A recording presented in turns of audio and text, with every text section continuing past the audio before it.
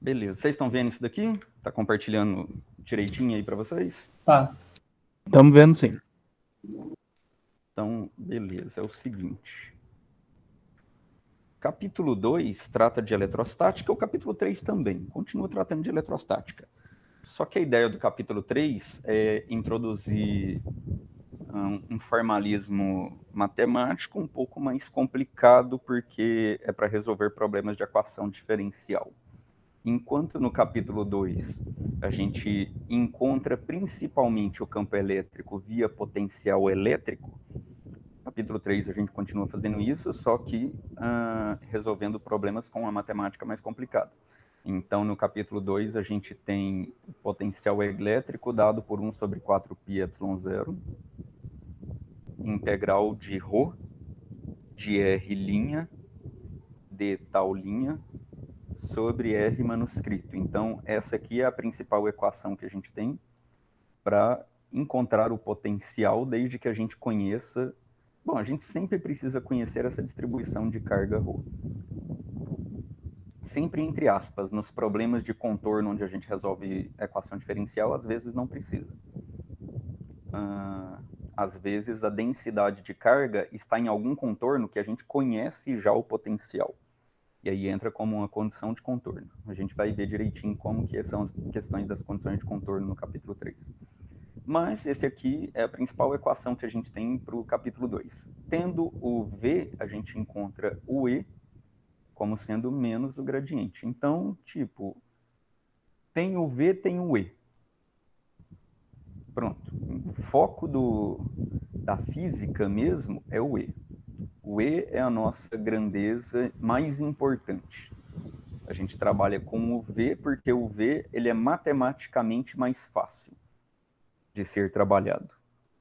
Mas quem é mais importante é o E. E aí, a gente tem algumas técnicas do capítulo 2 para encontrar o campo elétrico, que foi a própria equação do campo elétrico direto, a gente viu ela, às vezes dá para resolver diretamente por ela. Se der para resolver diretamente por essa equação aqui, deixa eu esperar o meu computador resolver trabalhar aqui. Se der para resolver diretamente por essa equação,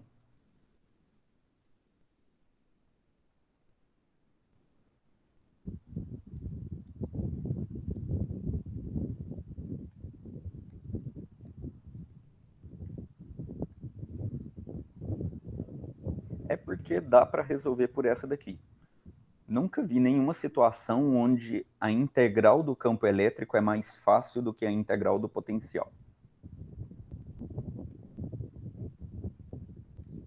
Mas às vezes, tanto uma quanto a outra são difíceis iguais ou relativamente fácil igual.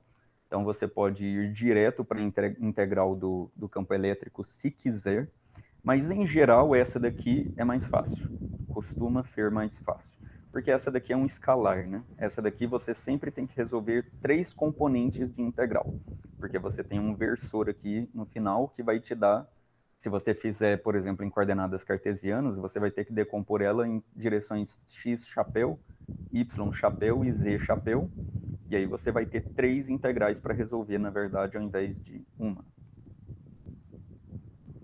Além de que você tem que ver como fazer a decomposição direitinho ao longo da integração. Tá? Em geral, é mais fácil você resolver essa. Outra forma que a gente viu foi a lei de Gauss. Lei de Gauss é a forma mais fácil de se encontrar o campo elétrico, só que ela é bem limitada. Você só você só consegue aplicar a lei de Gauss para sistema que tem alta simetria. Lei de Gauss na forma integral, né? A gente não viu a aplicação de lei de Gauss na forma diferencial. Problemas de equação diferencial é agora no capítulo 3. Então, essa integral é igual a carga encerrada sobre ε0. A gente usa o fato de já conhecermos o resultado da integral, não porque a gente está interessado nesse resultado, porque independente de qual o formato da superfície, independente de como que é a distribuição de campo elétrico através da superfície, a gente já conhece o resultado da integral, desde que seja uma superfície fechada. Então, o resultado da integral é sempre esse: a carga total que está dentro da superfície gaussiana sobre ε0. Então, já que a gente sempre conhece o resultado final da integral, a gente usa isso para escolher uma superfície adequada, de tal forma que nessa superfície o campo elétrico seja constante e sempre paralelo à área, para que ele possa sair da integral. E aí a gente vai ficar sempre com o módulo de E integral do módulo da área resultante, o módulo da integral de dA. Isso é igual a carga encerrada sobre ε0. A gente só consegue fazer isso de colocar o campo elétrico para fora se a gente escolher a superfície gaussiana adequada, por isso que só dá para aplicar a lei de Gauss na forma integral para sistemas com alta simetria, porque aí você escolhe, você consegue adequar uma curva gaussiana, uma superfície gaussiana bem bonitinha, onde o E fica constante ao longo de toda a superfície, ela pode sair da integral, e aí você passa a integral de área dividindo e isola esse E. E aí a gente tem o valor do E em cima da superfície. Quando é que dá para a gente escolher uma superfície onde o campo elétrico fica constante e dá para isolar esse campo elétrico da integral? Em um fio ou distribuição linear?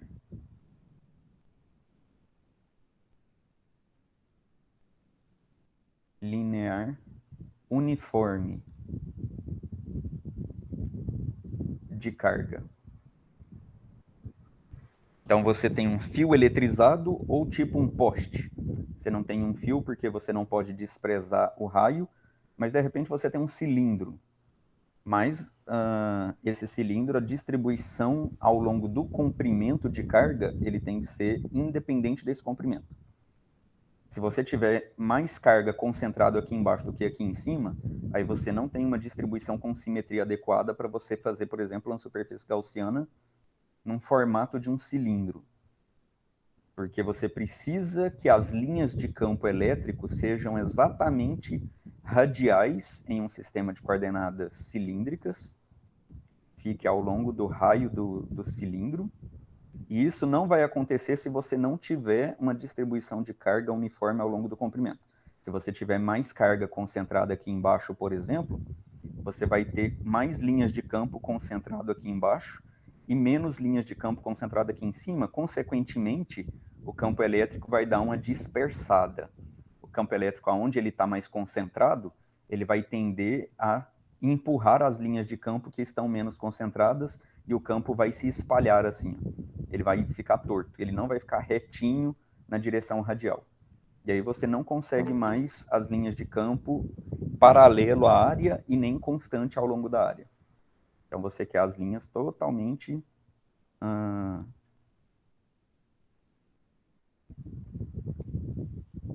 completamente paralelo ao vetor área e constante.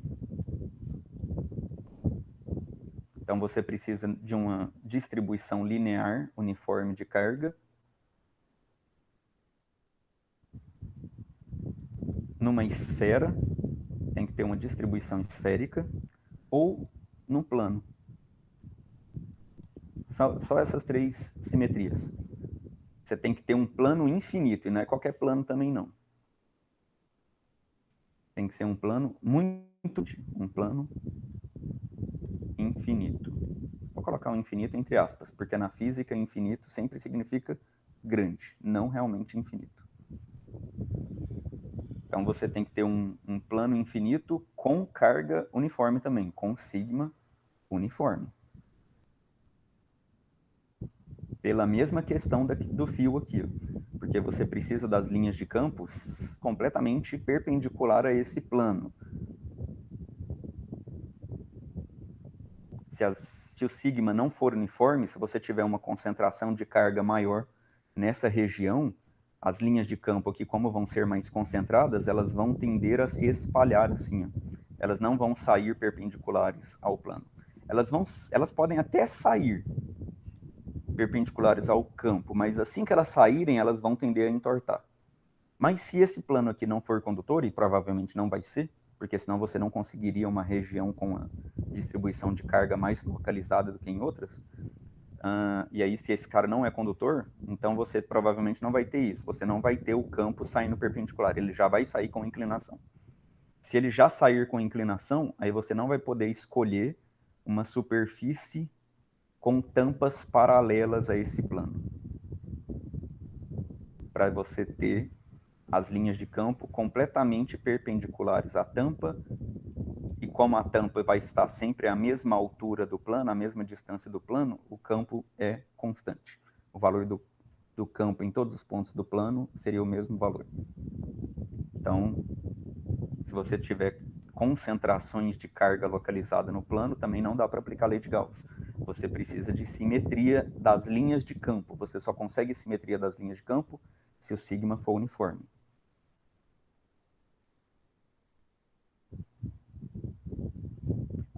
Distribuição esférica, você precisa que a densidade ρ seja dependente somente do raio. Ele não pode depender do ângulo. Se ele depender do ângulo, você não tem mais um formato esférico da distribuição de carga. Então, somente essas três distribuições, fio, esfera e plano. Plano tem que ser infinito com sigma uniforme. E a esfera densidade? Não, a esfera não precisa ser densidade, não. Você pode ter só uma casca esférica sigma, por exemplo, sem carga aqui no volume. Mas aí esse sigma também precisa ser uniforme. Então, sempre a sua distribuição de carga em simetria esférica não pode depender do ângulo. Se você girar, o sigma não pode variar. O sigma só pode variar se você andar na direção do raio. Mas se você só tem uma casca de carga, também é simetria esférica. Agora, se você tem um volume inteiro, você pode até ter variação de concentrações, mas essa variação de concentração tem que ser mais concentrado no centro, menos concentrado à medida que você vai se afastando, menos concentrado à medida que você se afasta. Então, camadas com raios diferentes. Você não pode ter, por exemplo, isso daqui. Aqui está o raio e você tem uma concentração maior aqui. Ó. E aí, se você andar com um raio aqui para a direita e com um raio aqui para a esquerda, você vê que o sigma é diferente. Para um mesmo raio aqui do lado direito, nesse ponto, o sigma é diferente aqui do lado esquerdo. Para um mesmo raio. Então, o raio é o sigma não, o ρ, perdão. O ρ variaria com o ângulo. Você mantém o raio constante. Se você der um giro de 180 graus, você sai desse ponto e vem parar nesse ponto aqui.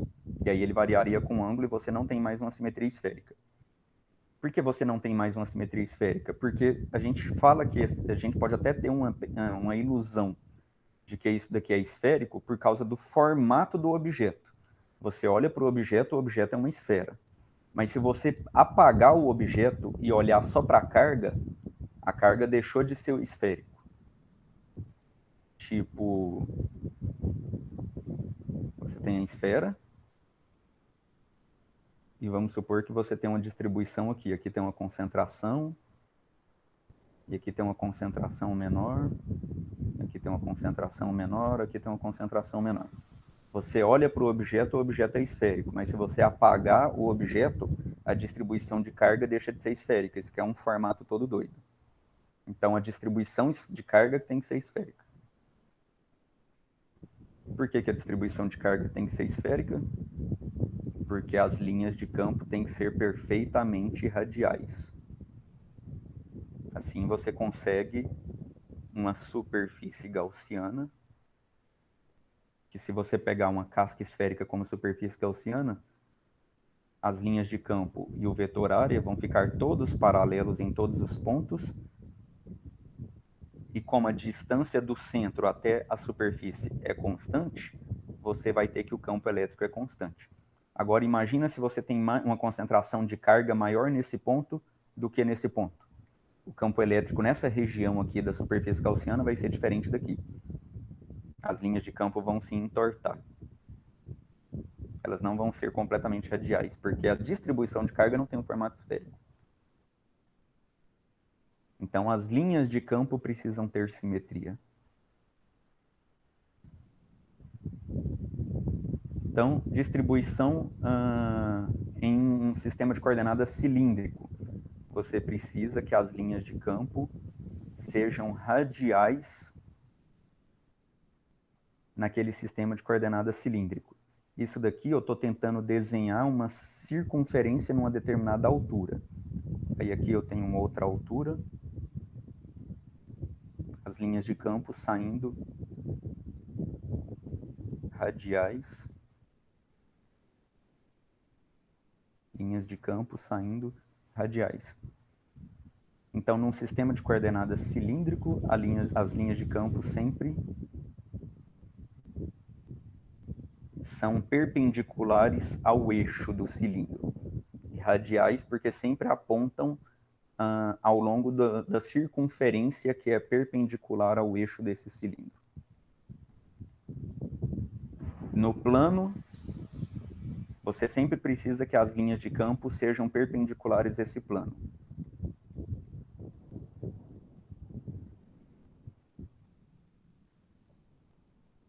E na esfera, você precisa que as linhas de campo sejam sempre radiais na direção do raio do sistema de coordenadas esféricas. Então, você só tem 3 opções de superfície gaussiana.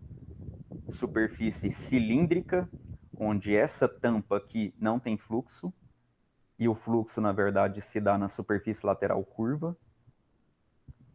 Uma superfície esférica concêntrica. Imagina que é uma esfera.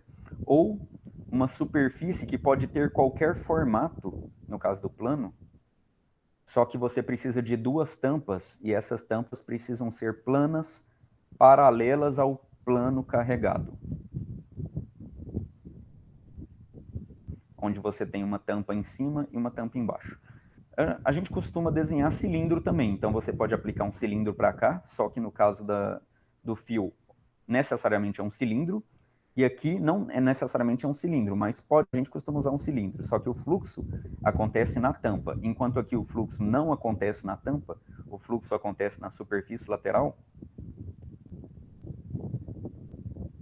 Aqui o fluxo acontece na tampa e não tem fluxo na superfície lateral.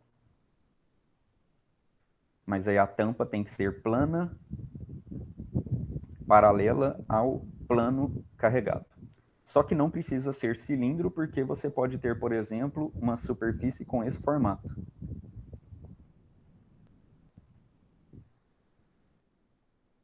A condição é que essa tampa seja plana, tenha uma área A conhecida, e a superfície lateral desça perpendicular ao plano eletrizado.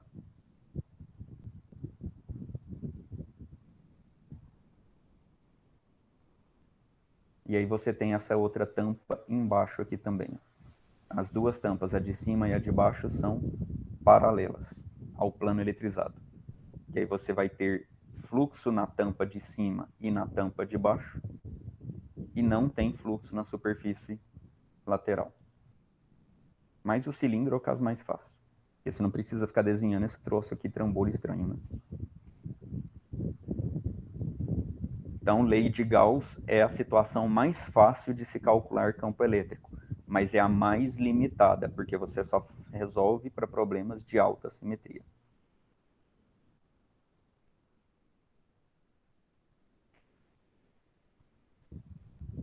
Então, lei de Gauss, integral do campo elétrico, integral do potencial. Qual outra forma que a gente viu no capítulo 2 de encontrar o campo elétrico, seja via encontrar o campo elétrico diretamente ou via algum potencial? Teve outra forma? Acho que não, né? Eu não lembro. Teve não, né? O restante que a gente viu no capítulo 2 foi força, para falar de lei de Coulomb mesmo, só que força e campo elétrico é a mesma coisa. Matematicamente, o trabalho que dá para calcular um e outro é o mesmo. Não é a mesma coisa no sentido de grandeza física, né? São grandezas físicas diferentes. Mas resolver essa equação aqui é a mesma coisa que resolver essa equação aqui.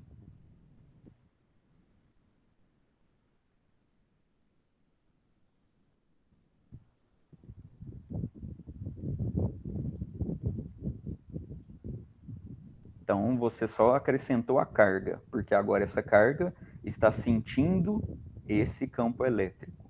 Então, a força é carga vezes o campo elétrico. Pronto. A gente só acrescenta uma constante para passear entre campo elétrico e força. A gente falou de energia, definimos energia.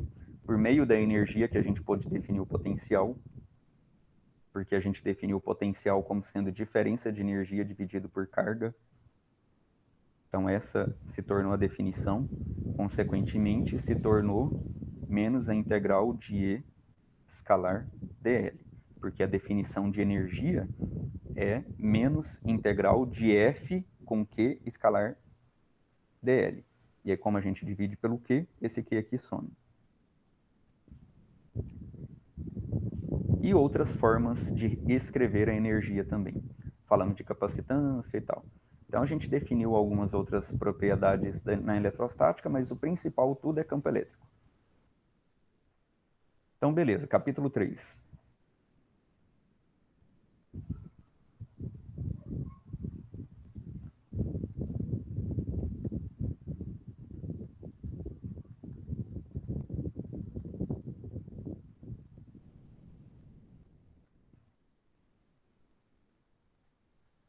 Técnicas especiais. Na verdade, as técnicas especiais que vão ser discutidas nesse capítulo são 3.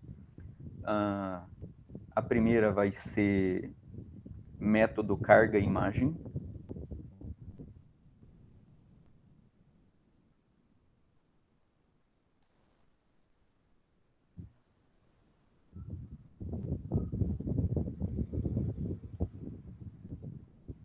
Método de separação de variáveis. Acho que separação de variáveis vocês já viram em física matemática. Nada mais é do que uma forma de resolver a equação diferencial parcial. Você tem uma função que depende mais de uma variável e aí você precisa resolver ela. E expansão multipolar.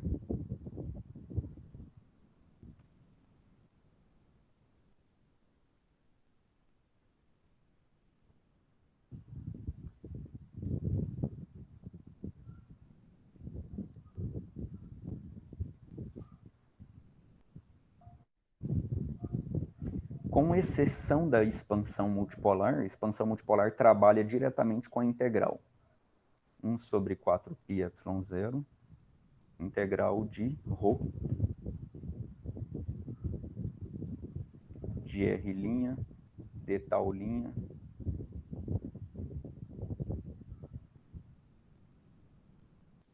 sobre R, manuscrito. Então, expansão multipolar é literalmente fazer uma expansão nessa integral aqui. Mas essas duas aqui são métodos para trabalhar com a equação de Poisson. Na verdade, a gente não vai resolver a equação de Poisson. A equação de Poisson é isso, né? Quando a gente definiu o potencial, e aí a gente escreveu o campo elétrico em termos do potencial, que fica assim, e aí a gente vai e substitui isso na lei de Gauss, igual a ρ sobre ε0. Quando a gente substitui o campo elétrico na lei de Gauss escrita em termos do potencial, a gente chega nessa equação aqui. Né? Porque aí é só substituir o E como sendo o gradiente de V. Então, a gente vai ter o divergente do gradiente aqui. Divergente do gradiente de V.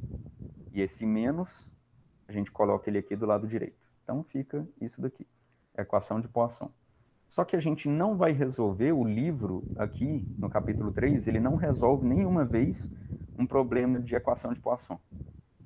Ele só resolve problema de equação de Laplace.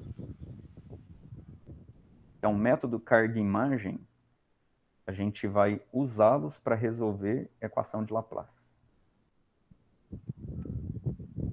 Que é quando ρ é igual a 0. Então, a gente não tem uma distribuição volumétrica de carga na região em que a gente quer calcular o potencial. Então, se torna uma equação mais simples e a gente vai focar no capítulo em resolver problemas da equação de Laplace.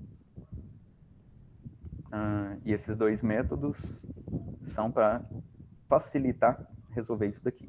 Então, a gente vai encarar diretamente a equação de Laplace.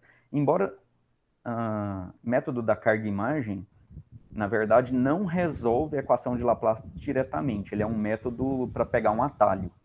Você olha para a equação de Laplace, você tem que resolver ela, mas você usa um artifício para encontrar a solução dessa equação sem precisar resolver ela, no método da carga-imagem. E aí, em situações em que não dá para fazer isso, você tem que atacar diretamente a equação diferencial, e aí a gente usa a separação de variáveis. E na expansão de multipolar, a gente não ataca a equação diferencial, a gente ataca a integral. Então, são formas da gente encontrar o potencial onde, a princípio, nos problemas que a gente resolveu no capítulo 2, dá para integrar diretamente via essa integral, ou aplicar a lei de Gauss, mas em problemas que não dá para aplicar diretamente nenhuma dessas três, a gente teria que encarar diretamente a equação diferencial, e aí a gente vai ver como fazer isso. E a expansão multipolar? A expansão multipolar não facilita tanto assim, na verdade. Mas ela facilita, sim. Ela não está aqui tanto para facilitar, ela está aqui para permitir a gente entender alguns conceitos novos e filtrar algumas contribuições de algumas estruturas que geram campo elétrico. Esse multipolar aqui não é por acaso. Quando a gente expande essa integral, a gente expande ele no que a gente chama de multipolos, onde o primeiro termo da expansão, ele é um termo típico de monopolo, o segundo termo é um termo típico de dipolo elétrico. Então a gente vai ver o que é um dipolo e qual que é o campo de um dipolo, a gente vai ver o que é um quadrupolo e qual que é o campo de um quadrupolo, e assim por diante. E é isso que surge quando a gente expande essa integral.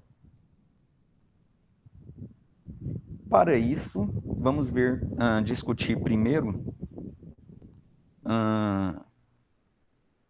equação de Laplace em uma dimensão. Vamos discutir um pouquinho sobre as propriedades da equação de Laplace.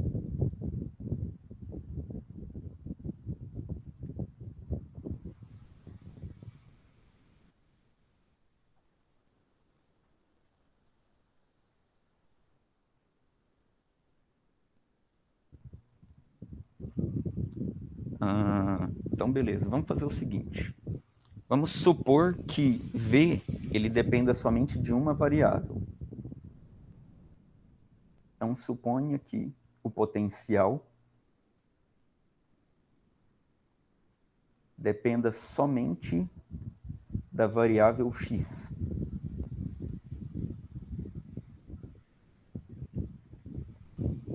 Ou seja, a equação de Laplace fica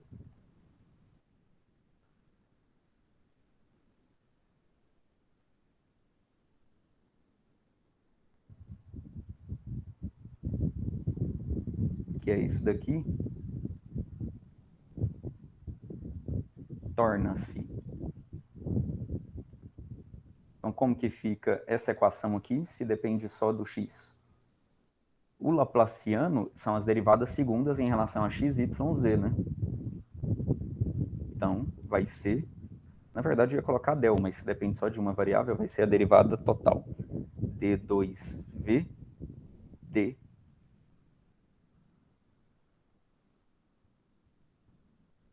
dx2 igual a zero.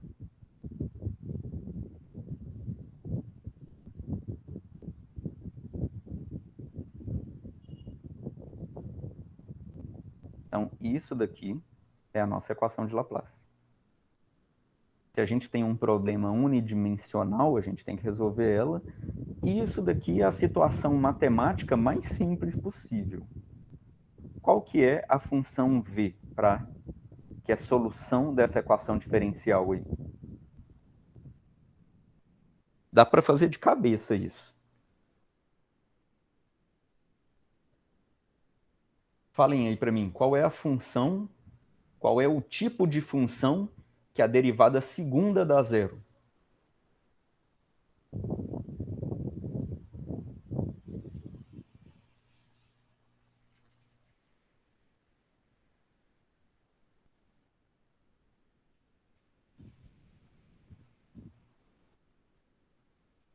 Qualquer Entendi. função que depende de uma única variável, né?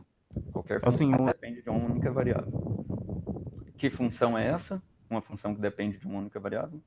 Na verdade, não. Não é qualquer função que depende de uma única variável. Por exemplo, v é igual a uma constante a cosseno de x. Depende só de uma variável x. Deriva isso duas vezes. Não vai dar zero.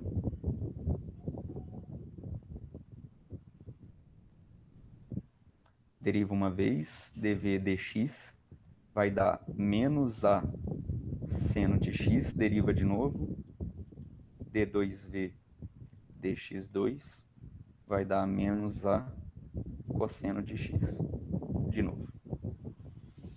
Pronto, não, depende só de uma variável e não deu zero. Então não é só depender de uma variável. tem que ser polinomial também, né? Polinomial de que ordem?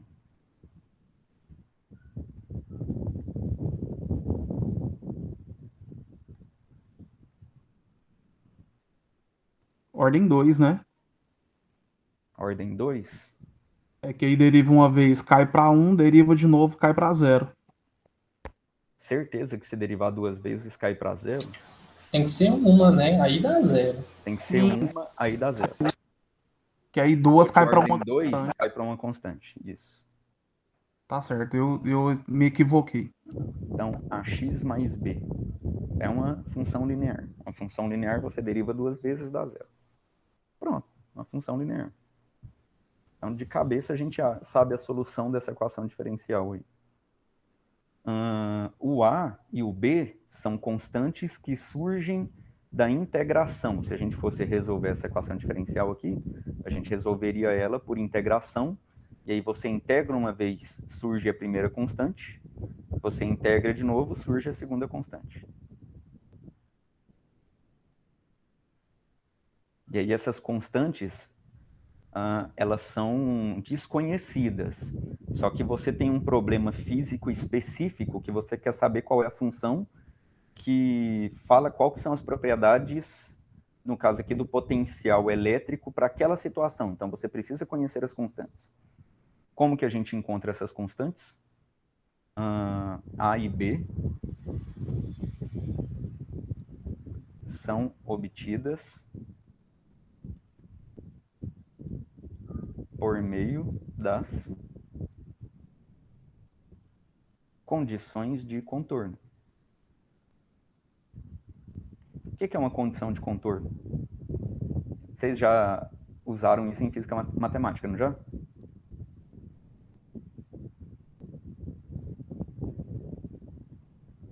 Condição de contorno? Ou não?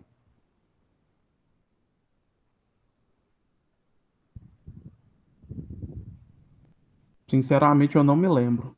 Não, mas você fez física matemática.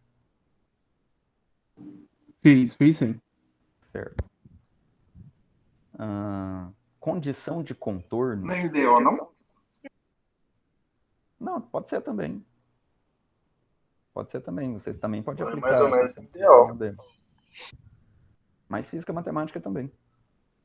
Porque física matemática você também se preocupa. Isso depende do qual foi o foco que o professor de física matemática deu, né? Mas vocês viram equações diferenciais parciais em algum lugar? Eu lembro de ver em física matemática mesmo. Eu vi em EDO. Passado você Equações viu. diferenciais, parciais, eu vi em Isso. em cálculo 2 e física matemática. Nossa, viu nisso tudo. Engraçado ver EDP na disciplina de EDO. A gente viu superficialmente essa parte de parciais, mas a gente não se aprofundou. É só demonstrando que, em alguns casos, a gente cai na parcial.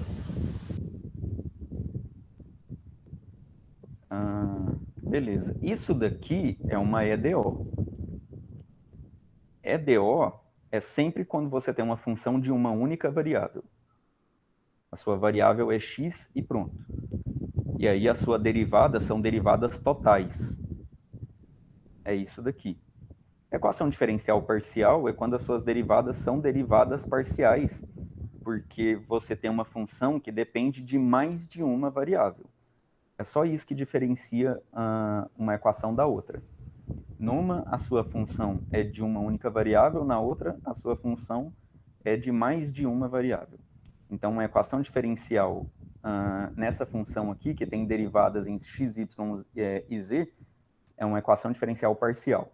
Uma equação diferencial nessa daqui, que só tem derivada em x, é uma EDO, é uma equação diferencial ordinária. Então, a equação diferencial parcial é que tem derivadas parciais. É só isso para você reconhecer mesmo, simplesinho. Mas as condições de contorno nada mais são do que você conhecer o valor da sua função em alguma região específica. Por exemplo, você sabe agora que a sua função é essa. Né? A sua função v, ela é uma equação linear, só que surgiram duas constantes que precisam ser determinadas. Só que você sabe quais são os valores que v tem que assumir para dois valores específicos de x. Por exemplo, você sabe que para x igual a 1, você sabe que a sua função v tem que ser 0, por exemplo. Para x igual a 2, você sabe que a sua função v tem que ser 10, por exemplo. Então, você tem dois valores, porque você tem duas constantes. Então, você tem que conhecer pelo menos duas condições de contorno, que são duas regiões para x, onde você conhece o valor da sua função. Tipo, você sabe qual é o valor que a função assume em x1 e qual é o valor que a função assume em x2. Então, é um exemplo. Ou você precisa conhecer o valor que a função assume em um ponto, x1 igual a... no valor x1, a sua função assume 5, e você precisa conhecer qual é a derivada da sua função naquele ponto x1. Por exemplo, vale 0,03. Então, isso daqui são outras duas condições de contorno que também permite você obter as suas constantes, as suas duas constantes.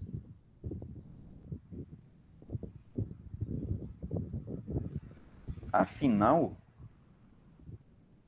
você tem um gráfico de v em função de x. E aí, isso daqui é uma reta. Só que você tem infinitas retas. O seu b, ele fica jogando a sua função para cima e para baixo.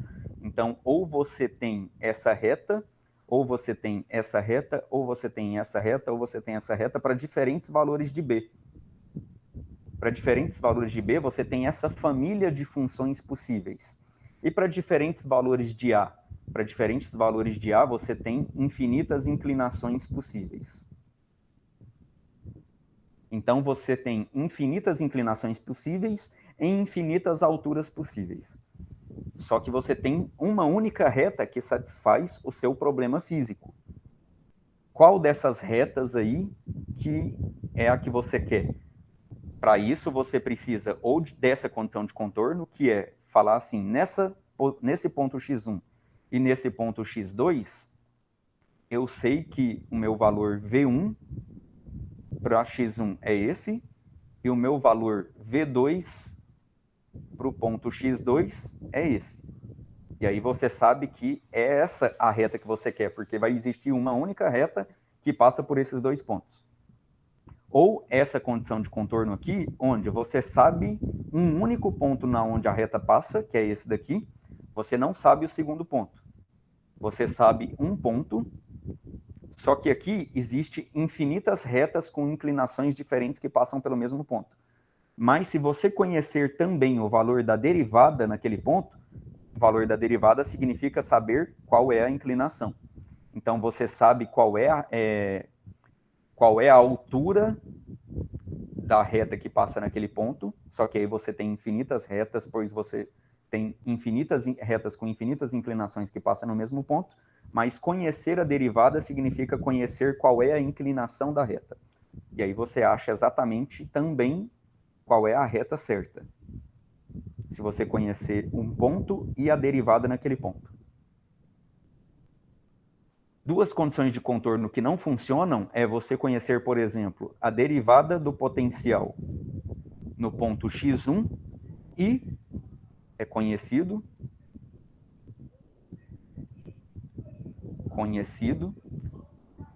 e conhecer também a derivada do potencial no ponto x2. Isso aqui não permite você encontrar as duas constantes da reta que você precisa. Por quê? Porque no ponto x1 e no ponto x2, se você não sabe qual é o valor do potencial aqui e aqui, então você não sabe em que altura esses dois pontos estão, você só sabe qual é a inclinação da reta. Como é uma reta, a inclinação nesse ponto e nesse ponto é a mesma. Então, o valor que a derivada vai dar em x1 e o valor que a derivada vai dar em x2 é o mesmo.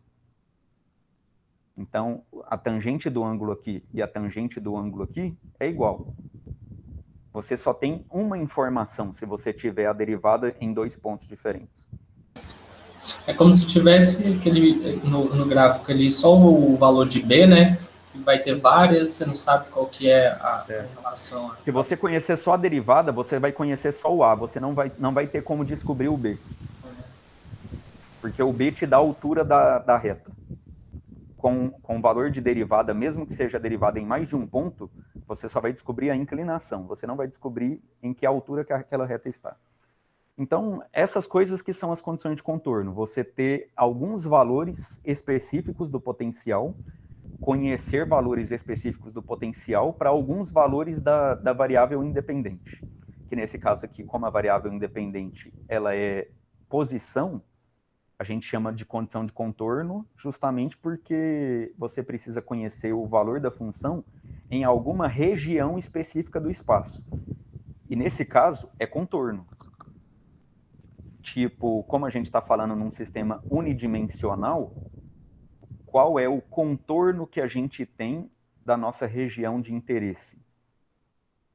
Por exemplo, a gente tem uma região de interesse. A nossa região de interesse ela é limitada como? Ela é limitada por dois pontos, V e X. Vamos supor que essa daqui é a nossa região de interesse.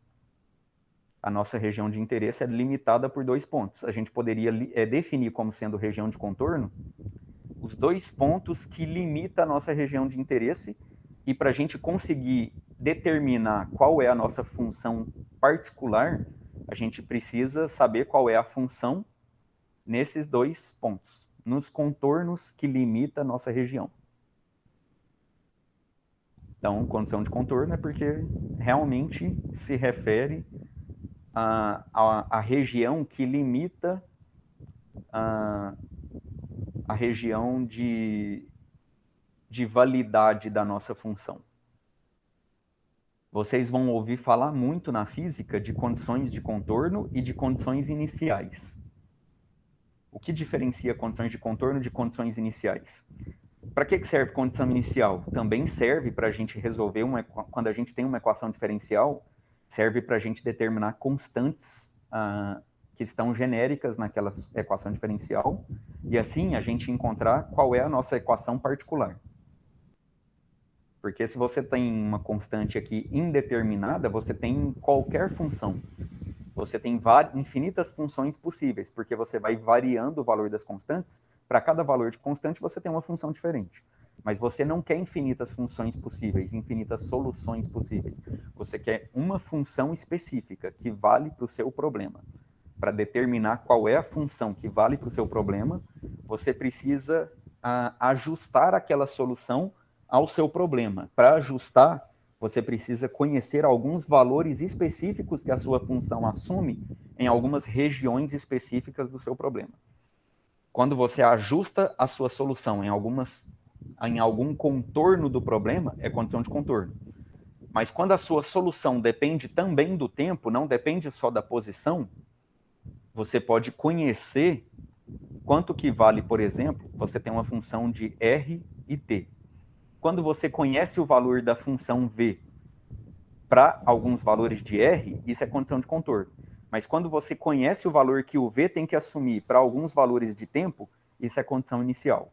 Por exemplo, você sabe em que valor, qual que é o valor que o potencial tem que ter no instante t igual a zero. É V0, por exemplo. Isso aqui é uma constante. Você sabe qual é o valor de V0 no instante t igual a zero. Isso aqui é uma condição inicial. E aí você aplica isso na sua condição de contorno para você determinar algumas constantes. Por exemplo, se isso daqui fosse um B vezes T mais C. Aí quando você aplicasse T igual a zero, você faria isso daqui assumir um valor e isso permitiria você obter uma equação que favoreceria você encontrar as constantes A e C, por exemplo. Então, condições de contorno estão relacionadas a valores que a função assume em regiões do espaço, quando você aplica valores em posições do espaço, e condições iniciais estão relacionadas a valores que a função assume em alguns instantes de tempo, quando a sua função depende do tempo.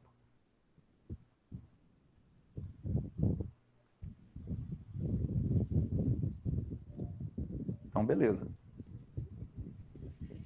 X1 e X2 é o nosso contorno. A gente precisa conhecer o valor que o potencial assume nesse contorno. Conhecendo esses dois valores, a gente conhece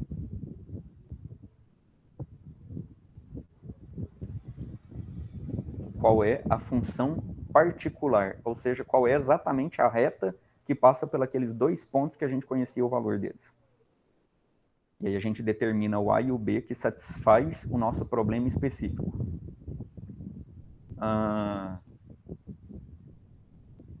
De certa forma, deixa eu ver se isso é verdade. Agora eu estou um pouco na dúvida. Mas eu acho que é verdade, hein? Porque quando a gente tem uma equação diferencial ordinária, uma EDO, de ordem 2, o que a gente sabe a respeito dela? Qual que é uma coisa que é certeira a respeito dela, quando a gente tem uma EDO de ordem 2? A questão da parábola, não sei. Não. Que ela vai possuir duas soluções linearmente independentes. Uma EDO de segunda ordem, é ordem, não é grau, não é de segundo grau. Uma equação de segundo grau é uma parábola. Uma equação de primeiro grau é uma reta. E assim por diante. Mas aqui é uma equação diferencial de primeira ordem, de segunda ordem, de terceira ordem. O que é uma equação diferencial de segunda ordem? Relembrando aí um pouquinho de EDO. O que é uma EDO de segunda ordem?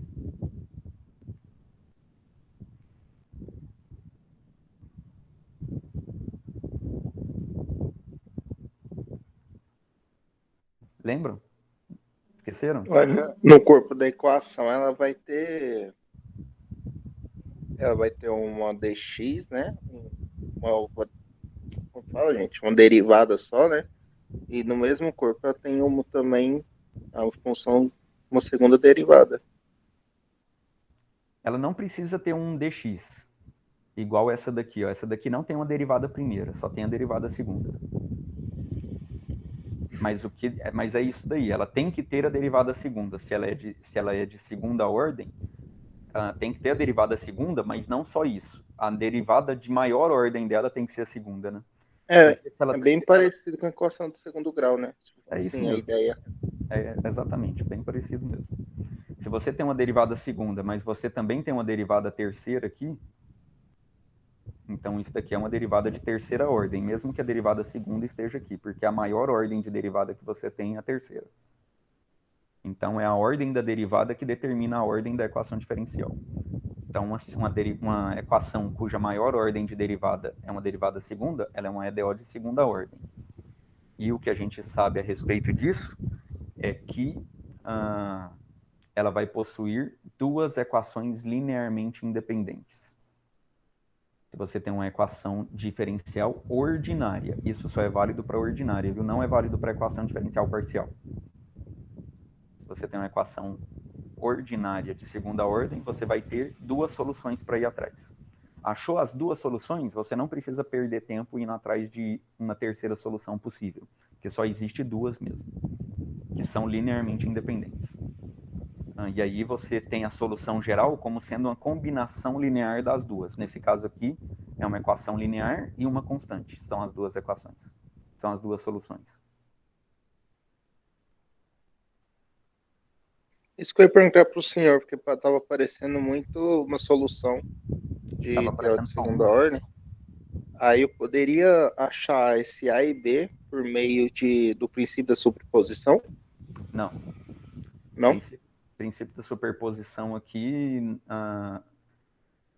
Bom, o que a gente chama de princípio de superposição é soma vetorial. Nesse caso aqui, seria... o que você está chamando de princípio de superposição? É um modo para você encontrar quando são equações não homogêneas de segunda ordem. Ah, tá. Tem esse nome mesmo? É porque eu não lembro.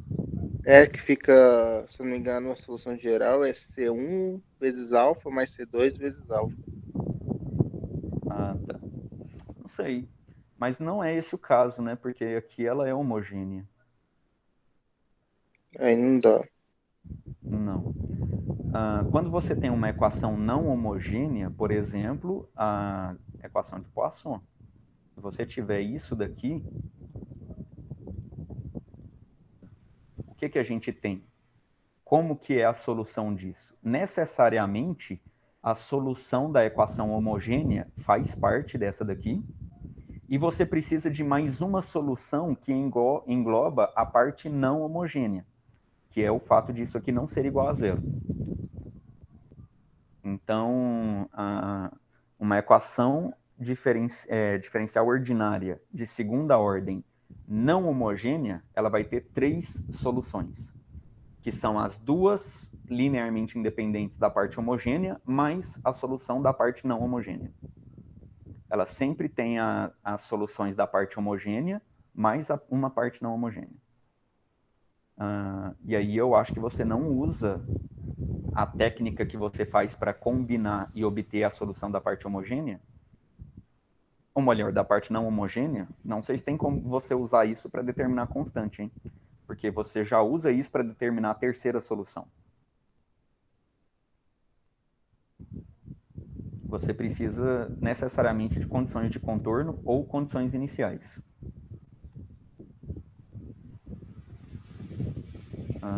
Tá, mas para que eu ia falar isso daqui? Agora eu esqueci. Ah, tá. Eu ia falar o seguinte. Uma equação de segunda ordem necessariamente tem duas soluções. Mas eu não lembro se necessariamente você vai precisar de duas condições de contorno.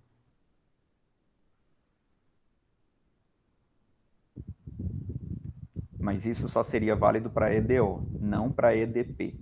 Mas eu acho que sim, viu? Acho que necessariamente você tem que ter no mínimo duas condições de contorno, porque se você tem duas soluções linearmente independentes, você vai ter duas constantes a serem determinadas. Seriam duas incógnitas. Com duas incógnitas, você precisa de pelo menos duas equações, que seriam obtidas a partir de duas condições de contorno. Né? Com duas incógnitas, você precisa de um sistema de duas equações, né? Se você tiver três incógnitas, você precisa de um sistema de três equações. Então, você precisaria de três condições de contorno, pelo menos.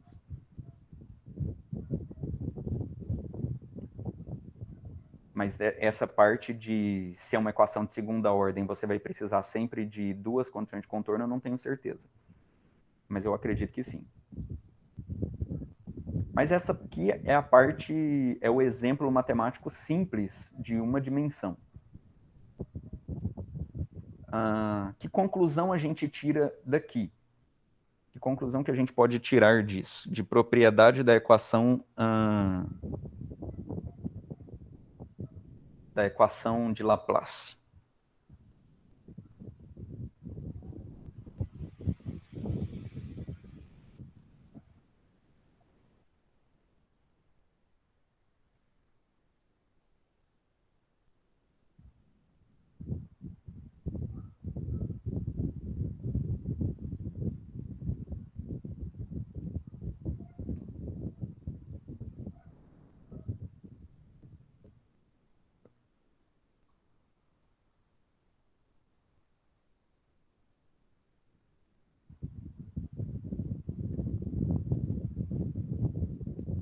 Duas características da equação de Laplace merecem atenção. Primeiro, a função v de x é a média de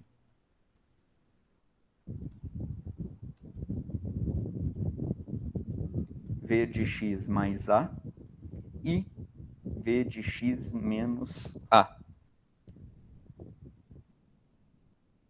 para qualquer a.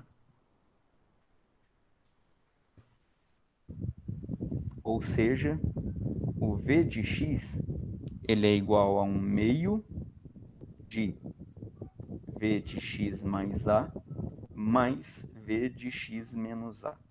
Então, a gente tem o valor da função num ponto x mais a, o valor da função num ponto x menos a, soma as duas e divide por 2. Faz uma média aritmética simples aí. Isso para essa solução linear que vem de uma equação unidimensional. Então, isso daqui sempre vai funcionar para a equação de Laplace, inclusive não a média sendo calculada dessa forma. Mas a questão de que se você fizer a média em pontos equidistantes a um ponto central, mesmo que você tenha uma função que seja a solução da equação de Laplace, mas essa função dependa de duas variáveis, de três variáveis, ou até mais, se você fizer a média em pontos que estão equidistantes a um ponto central, o resultado dessa média é exatamente o potencial naquele ponto central. Então, é isso aqui que a gente está falando. Se a gente pega... Esse aqui é o ponto X. Se a gente joga um valor A aqui para frente, então aqui é o X mais A, e subtrai o valor A também, aqui é o X menos A, então a gente tem o valor do potencial aqui em X menos A. Então aqui é o V de X menos A. E aqui em cima é o valor de V de X mais A. Se a gente fizer uma média desses dois valores, a média vai dar entre esses dois valores, né, a média aritmética simples, soma os dois e divide por 2, vai dar entre os dois valores, e vai ser exatamente o potencial no ponto X, que é o ponto central entre o X mais A e o X menos A.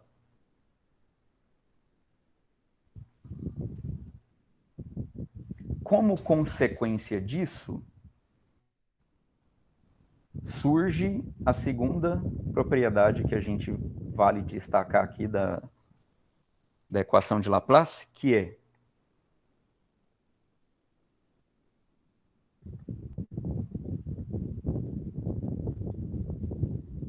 a equação de Laplace não admite máximos e mínimos locais.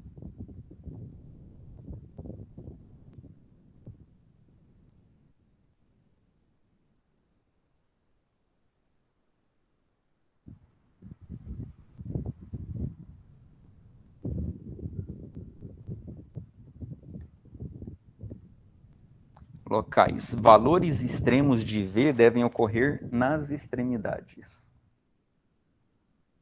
Valores extremos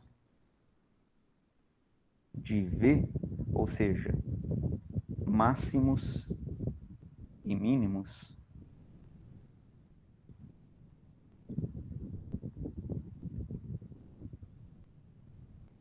devem ocorrer nas extremidades. Isso aqui é uma consequência dessa conclusão aqui de cima. Como assim? A gente não pode ter a seguinte situação. V de x, a gente tem o nosso x1 aqui, o nosso x2 aqui. O x1, ele assume esse valor de V1. O x2, ele assume esse valor de x2. V2, quer dizer.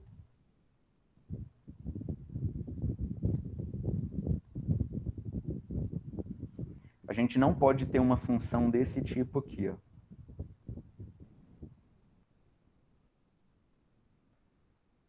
Que liga o V1 e o V2, mas ele tem esse formato.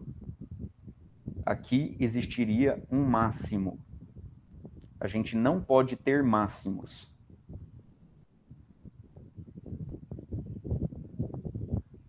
Tá? Porque senão essa primeira aqui também não valeria. Então, primeiro, a gente tem que, sempre que a gente pega dois pontos equidistantes no X, e faz uma média do potencial nesses dois pontos equidistantes, a gente vai achar o valor do potencial no X central. No X que está no meio desses dois pontos equidistantes aqui. E nesse caso aqui isso não valeria, porque se a gente pegasse esse X, pega esse valor de X, pega um X mais A, joga um A aqui para a direita, esse aqui é o nosso X mais A, e joga um A aqui para a esquerda, esse aqui é o nosso X menos A. O valor de X mais A dá esse valor de potencial aqui, ó. O valor de X menos A dá esse valor de potencial, dá um pouquinho acima do X mais A. Então, ficou entre esses dois pontos aqui.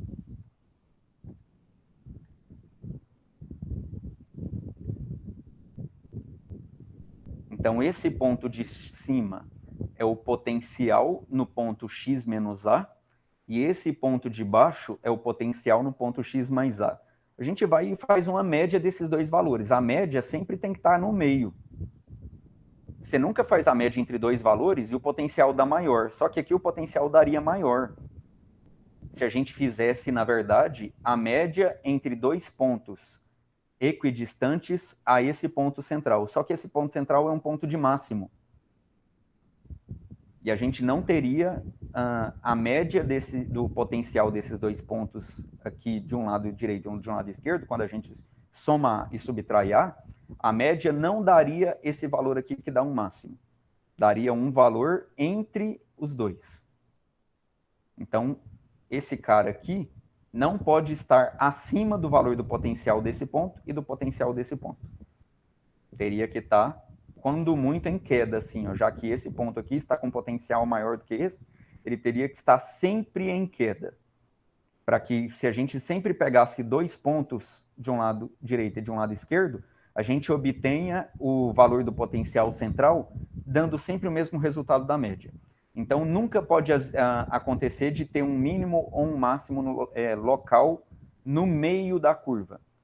Os máximos e mínimos só podem acontecer nas extremidades. Tipo, do lado esquerdo a gente tem um mínimo, do lado direito a gente tem um máximo. Entre um e outro, a curva só cresce. A curva não faz uma barriga para baixo para ter um mínimo e nem um pico para ter um máximo aqui. Ou ela só cresce ou ela só decresce. Isso é uma característica da solução da equação de Laplace. A solução da equação de Laplace nunca permite máximos e mínimos locais. Os máximos e mínimos sempre tem que estar nos extremos, e os extremos aqui são esses dois pontos.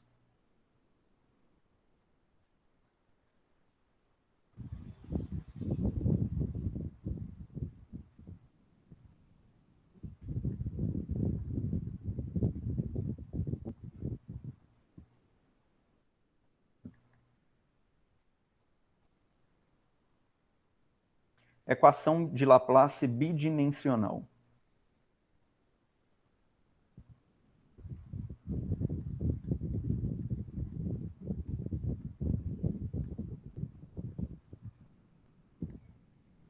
Admitindo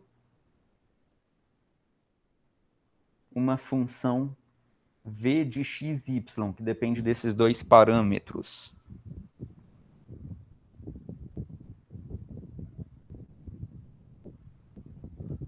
A equação de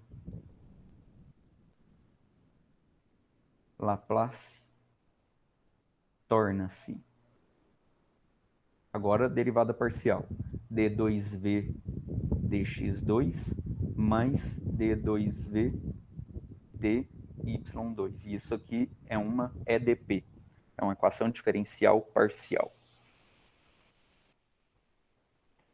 Qual que é a solução dela? Agora não é simples. Agora a gente não tem como resolver isso daqui fácil assim, não. A gente teria que ver qual que é a geometria do problema e tal. Aqui a gente resolvia de cabeça, porque isso daqui é um exemplo com uma matemática extremamente simples. Esse aqui não serve como exemplo para a gente analisar a matemática. Ele serve como exemplo para a gente analisar mais a física. Por exemplo, a gente pode imaginar a seguinte situação física. Imaginem a seguinte situação física.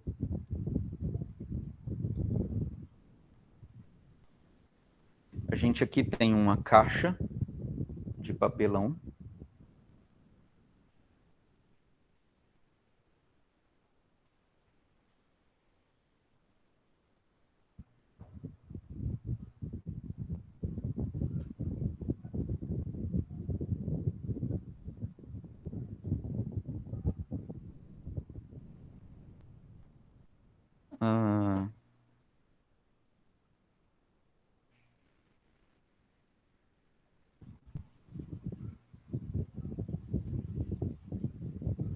Então, beleza, a gente aqui tem uma caixa de papelão.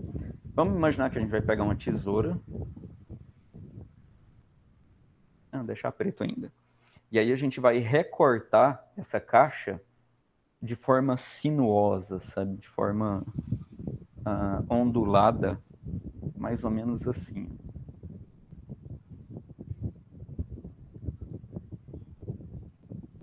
Façamos um recorte aqui.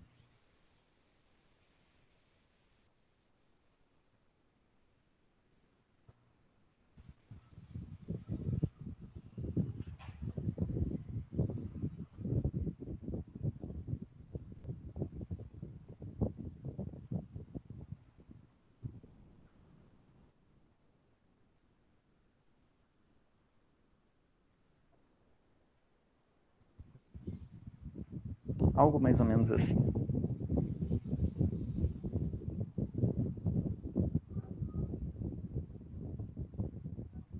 Feito esses recortes, a gente retira a parte de cima.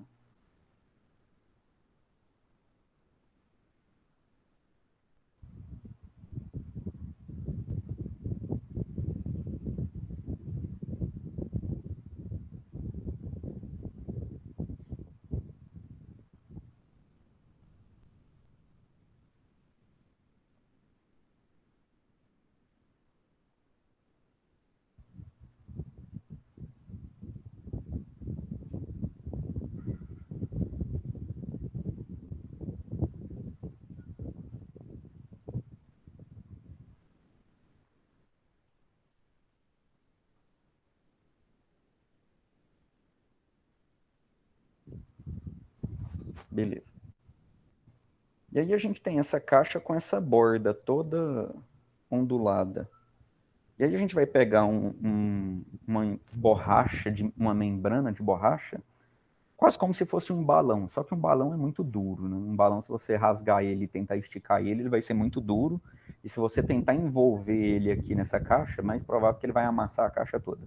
Imagina uma membrana de borracha bem macia, bem molinha, que você consegue esticar ela sem fazer muita força.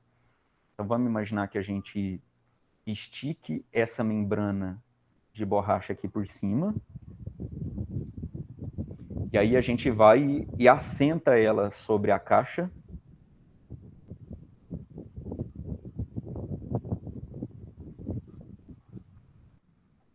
E a gente cola a membrana esticada sobre a caixa, cola ela nessa borda ondulada, nessa borda sinuosa.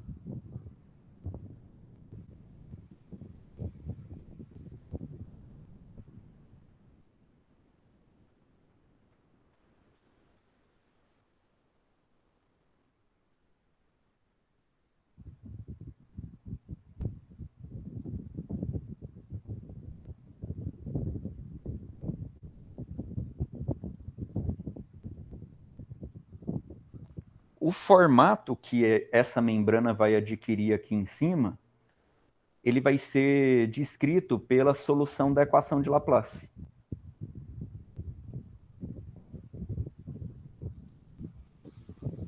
Quando a gente encaixar essa membrana nessa sinuosidade da borda, o formato que a membrana vai adquirir na parte no meio da caixa, que agora a gente vai ter uma função de x e y. X e y seria essas duas direções aqui. Ó. Esse eixo seria o eixo x e esse eixo seria o eixo y. Qualquer ponto aqui são pontos onde a gente quer saber qual é a posição da membrana nesse ponto. Tipo, nesse ponto aqui, a membrana ficou com essa altura. Nesse ponto aqui, a membrana ficou com essa altura. Nesse ponto aqui, a membrana ficou com essa altura, e assim por diante. Nesse ponto aqui, a membrana ficou com essa altura. Então, o eixo Z seria a nossa função V. Nesse caso aqui, o V não está expressando potencial, o V está expressando a altura que cada ponto da membrana vai adquirir. E esse V, ele é solução da equação de Laplace. Esse problema mecânico, né, esse problema que não é de eletrostática, ele é um problema de qual vai ser o formato que a membrana vai adquirir quando a gente colar ela nessa borda dessa caixa, ele vai ser obtido como solução da equação de Laplace.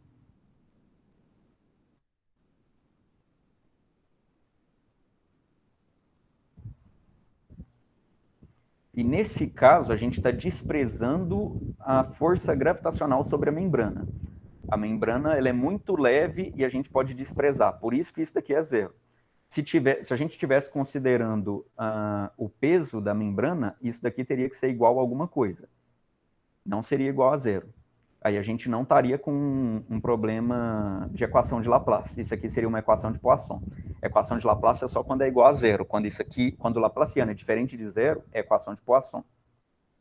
Então, o problema de equação de Laplace é igual a zero, quer dizer que a gente está desprezando o peso da membrana. Beleza. O que é a condição de contorno nossa? É conhecer qual que é a altura da membrana na borda da caixa. Isso a gente conhece, porque a borda da caixa foi a gente que cortou. A gente corta do jeito que a gente quiser e a gente sabe exatamente qual é o formato que a borda da caixa tem. Consequentemente, a gente sabe qual é a altura que a membrana vai ter exatamente na borda. Então, na borda,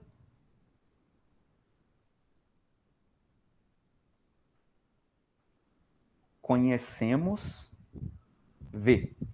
Então, quando a gente resolver a equação de Laplace bidimensional, vai aparecer constantes que a gente determina aplicando nessa condição de contorno, quando a gente aplicar nas bordas. Tipo, essa é uma caixa que esse lado aqui mede A e esse lado aqui mede B. Então, quando a gente aplicar na nossa solução, x igual a B, significa... A gente tem quatro locais para aplicar. X igual a 0. Em x igual a 0, a gente está na borda do fundo aqui, ó, nessa borda aqui do fundo. E em x igual a b, a gente está nessa borda aqui da frente. Em y igual a 0, a gente está na borda da esquerda.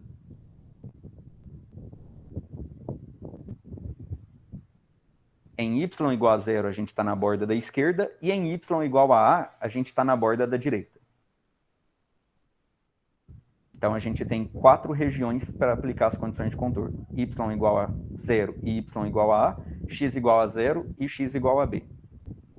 E aí, com essas 4 posições, a gente determinaria as constantes que iriam surgir na nossa solução da equação de Laplace para particularizar essa solução.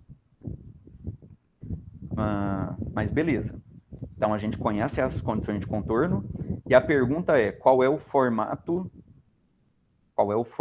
que V vai adquirir? Bom, V vai adquirir o formato da solução que a gente encontrar, mas a gente percebe que como a membrana ela é elástica e a gente esticou ela para colocar ela na borda, a membrana está tendendo a se contrair novamente. Justamente porque ela quer se contrair, ela vai tentar obter a menor área possível. Ela vai se assentar aqui nessa superfície, ela vai adquirir um formato que faz com que ela obtenha a menor área possível. Portanto, continua valendo as mesmas 2 propriedades que a gente observou. Primeiro, a média em pontos equidistantes dá o valor do potencial no ponto central, e a equação de Laplace não vai admitir máximos e mínimos locais, somente nos extremos. Só que, claro, que a média não vai ser dada matematicamente por essa expressão, porque essa expressão é unidimensional, né? Ela vai ser dada matematicamente agora sim. Ó. Aí que eu ia te perguntar, então, nesse caso, independente das dimensões, aquela propriedade sobre os máximos e mínimos, ela vale sempre. Ela vale sempre. Vale sempre. E esse caso aqui é um caso para vocês tentarem visualizar isso. A membrana esticada, o caso mais simples, na verdade, coloca a membrana na caixa sem cortar. A caixa continua reta. Põe a membrana aqui em cima.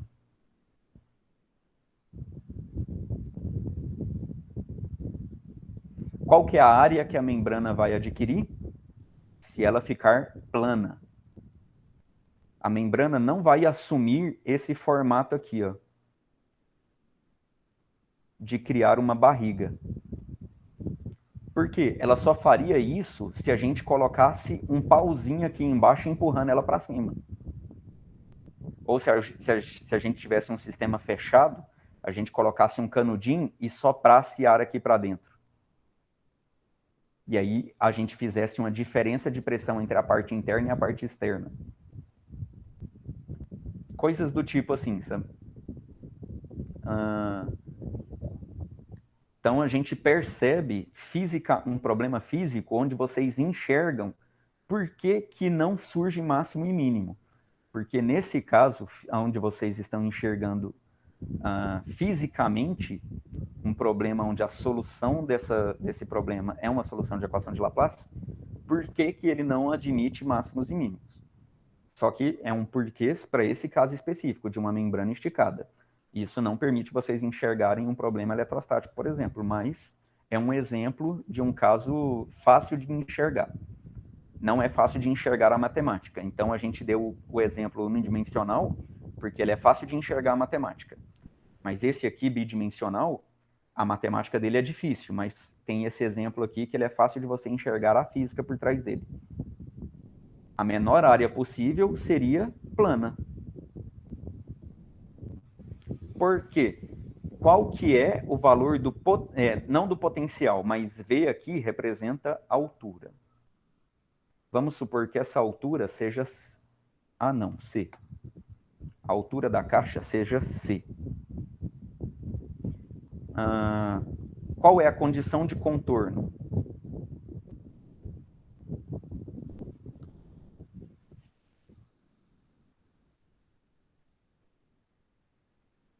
Quais são as condições de contorno? O X é isso daqui. A caixa vale A nesse lado e vale B nesse lado. Então, aqui é o eixo X, aqui é o eixo Y.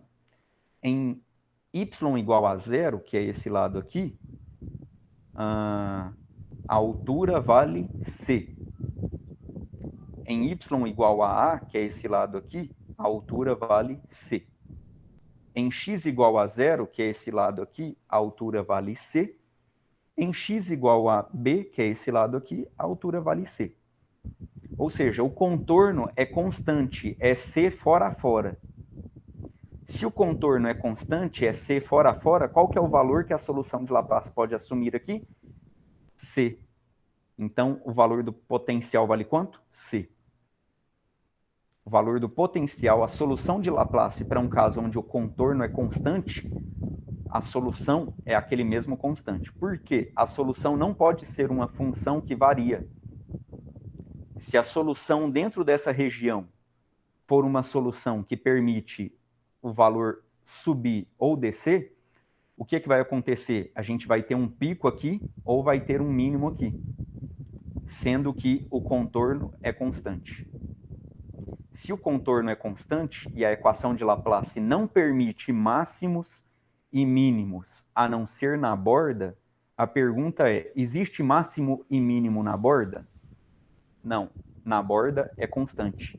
Não existe um lado maior, mais alto do que o outro na borda. A gente não fez um corte assim, ó, diagonal, para que o lado esquerdo da caixa seja mais alto do que o lado direito. Então, a altura é igual em toda a extensão da borda. Então, como a borda é constante fora a fora, a solução da equação de Laplace é uma constante.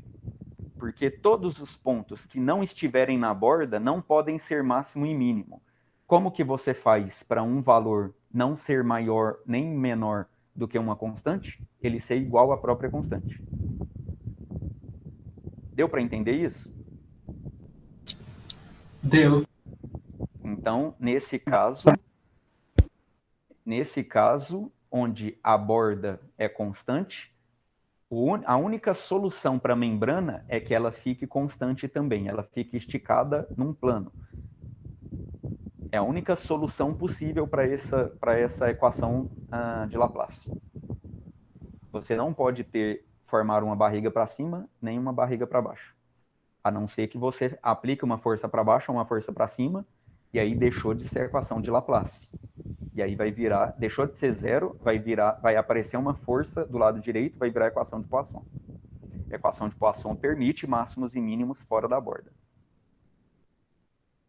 Nesse caso aqui, como o corte é todo sinuoso, o nosso máximo parece ser nesse ponto e o nosso mínimo parece ser nesse ponto.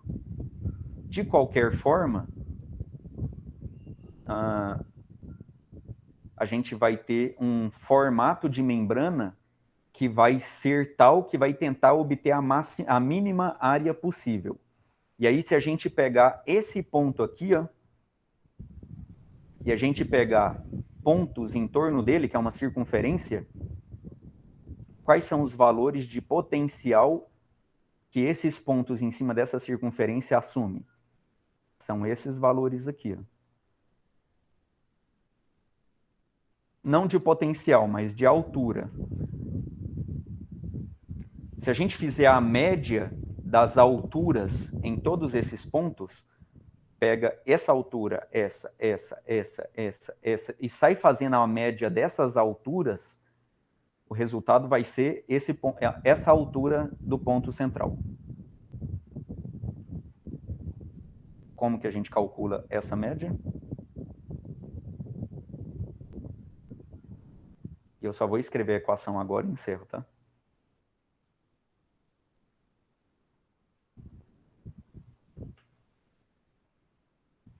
Essa média tem que ser calculada assim. A gente divide pelo comprimento da circunferência, porque a gente escolhe um raio R aqui, né? E faz uma circunferência de raio R. Então, todos os pontos que a gente está pegando em torno desse ponto aqui tem que ser equidistantes. E faz a integral de V dl nessa circunferência. Então, a gente faz a integral do potencial em torno dessa circunferência e divide pelo comprimento total da circunferência. Isso é a média em 2 dimensões. E aí, se a gente fizer a média desses pontos,